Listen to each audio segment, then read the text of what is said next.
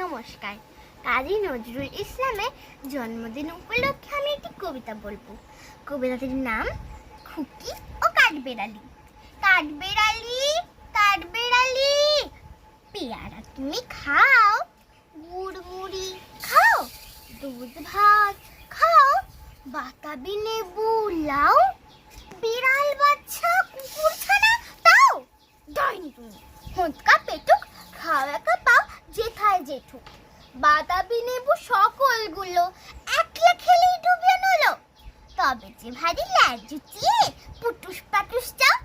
ছোজা তুমি, তোমার সঙ্গে আরই আমার যাও। কাঠবেড়ালি বঁদরি মুখী, মারবো ছুঁড়ে কিল। দেখবি তবে রাঙাটাকে ডাকবো দেবে ঢিল। পেয়ারা দেবে যা তুই ওচা, তাই তো তোর নাকটি বোচা। হুতমো চোখি গাপুস গুপুস, একলাই খাও হাপুস হুপুস। পেটে তোমার পিলে হবে কুড়ি কুষ্টি মুখে। হেই ভগবান, একটা পোকা যাস পেটে ওর ঢুকে। ইস খেও না, মস্ত পানা, ওই সে পা কাটাও। আমিও খুবই পেয়ারা খাই যে, একটি আমায় দাও।